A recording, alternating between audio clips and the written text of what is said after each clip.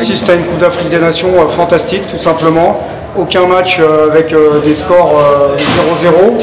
On peut avoir des bons 0-0, mais là, c'est même pas le cas. On se pose même pas la question parce que je me souviens pas m'être ennuyé sur un seul match.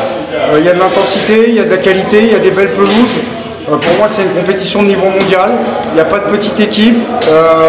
On l'a vu, il y a des équipes qui proposent tout le temps du jeu. Il n'y a pas de plan minimaliste. Je trouve que le football en Afrique de sélection, il a progressé. On voit qu'il y a quelques surprises quand même, de toute façon, dans tous les groupes presque.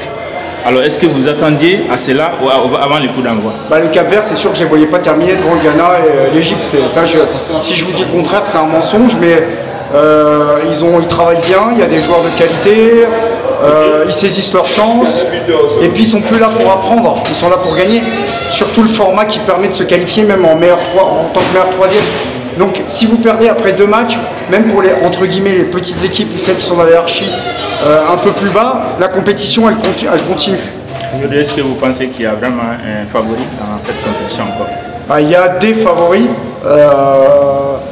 Il y aura forcément peut-être une surprise dans le dernier carré, une équipe qu'on n'attendait pas, mais je pense qu'à la fin c'est quand même les gros qui vont se retrouver, qui vont s'expliquer. Le Sénégal, le Maroc, le Nigeria, peut-être le Mali, peut-être l'Algérie, peut-être la Guinée qui a l'air pas mal. La Côte d'Ivoire, au moment où on se parle, ils sont en difficulté, donc on verra comment ça se passe. Après, vous pouvez aussi très mal commencer, ça arrive, on l'a déjà vu, et ensuite monter en puissance dans le tournoi, parce qu'un autre tournoi va démarrer. Les Aigles du Mali, j'espère que c'est enfin la bonne pour eux, parce qu'on a eu beaucoup de déceptions.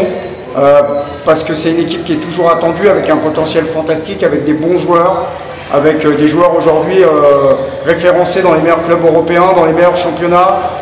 J'aime bien Eric Schell, j'aime bien ce qu'il dégage.